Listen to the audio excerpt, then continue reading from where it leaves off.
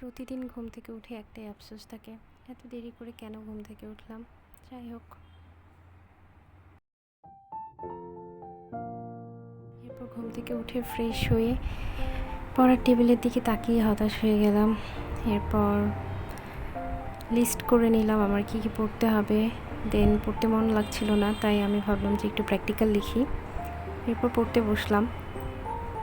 আগে শীটে নাম লিখে নিচ্ছিলাম, কিন্তু কিছুতেই নামটা আমি কালার করতে পারছিলাম না। এরপর তাকিয়ে হতাশ হচ্ছিলাম যে এত মোটা শীট আমি কেমনে আজকে শেষ করব।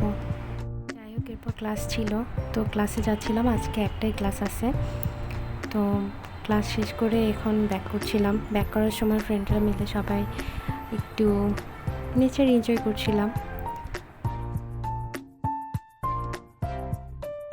দুপুরের এই সময়ে ক্যাম্পাসটা অনেকটা ফাঁকা থাকে, তো এই কারণে এভাবে ঘুরতে বেশ ভালো লাগে। আর আজকের ওয়েদারটা বেশ ভালো ছিল।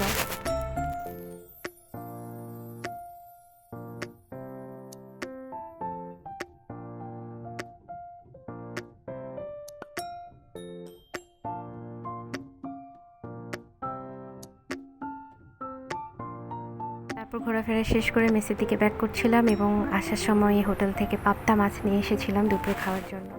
এরপর রুমে ঢুকেই দেখি রুমের এই অবস্থা। যাই হোক, তাড়াতাড়ি করে রুমটাকে সুন্দর করে গুছিয়ে নেব।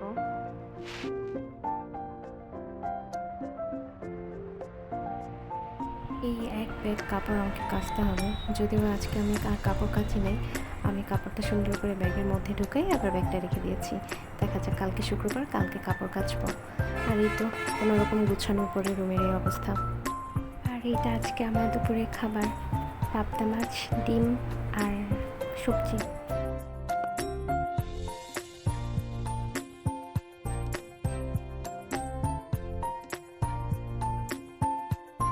মাঝে দুপুরে একটুখানি ঘুমিয়ে নিয়েছি।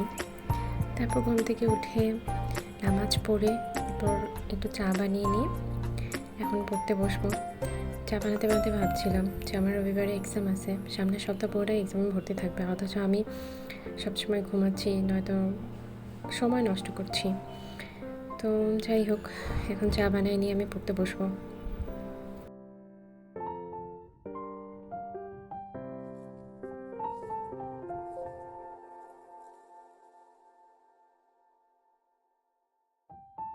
এখন চা বানিয়ে নিয়ে ভাবছি যে ছাদে যাবো কিনা, কিন্তু দেন নিজেকে বুঝাইলাম যে না, এখন ছাদে যাবো না, এখন আমাকে পড়তে বসতে হবে।